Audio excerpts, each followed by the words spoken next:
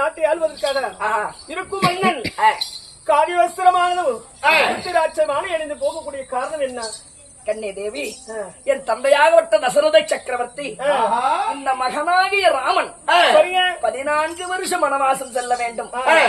என் தமையனாக வழங்கக்கூடிய வரதனாகப்பட்ட இந்த அயோத்தி ஆள வேண்டும் என்று என் தந்தையார் கட்டளை. என் தந்தையார் சொன்ன வாக்கை நான் மீறலாமா? ஆகையினால் 14 வருஷம் வனவாசம் செல்கிறேன்.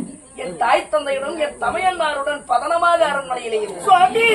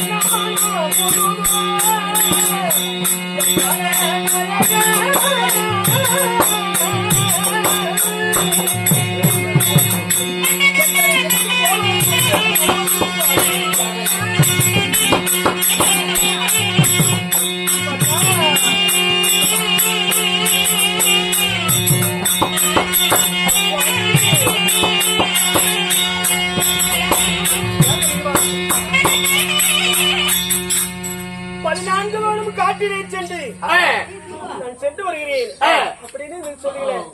மாமியார் மாமனார் எடுத்துறேன், தந்தை தாய் எடுத்துறேன், பதனமாக நிச்சயம் சுவாமி. எந்தனை பிரித்து நீ போவதற்கு காரணம் செல்வதற்கு என்ன மனம் வந்தது சுவாமி? பெண்ணே, தந்தையார் சொன்ன வார்த்தை எனக்கல்லவா?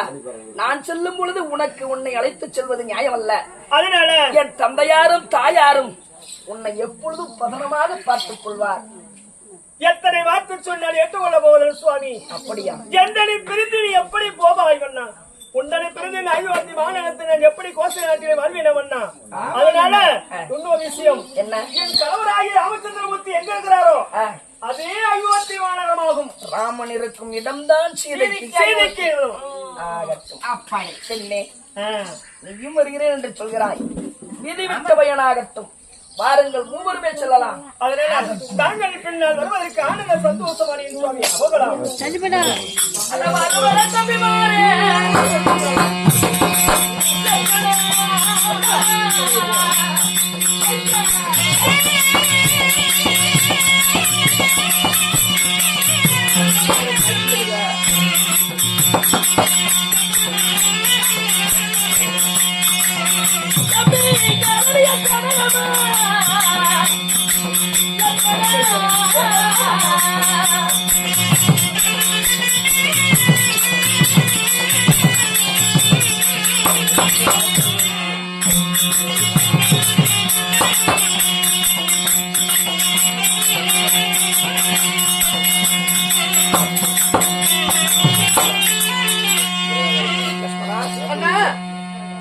மூவருமே வரும் பொழுது இந்த ராமன் லட்சுமணன் செய்தை மூவரும் வரும் பொழுது போகுது பார்த்தாயா?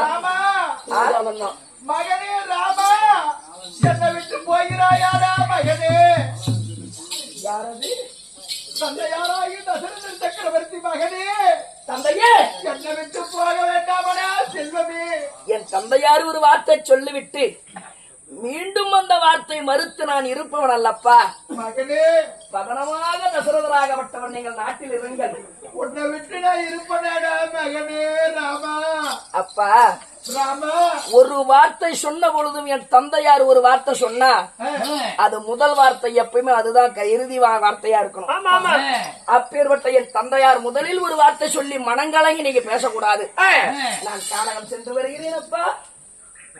மகனே, அப்பா, ராமா, அப்பா, ராமா போறியாடா மகனே?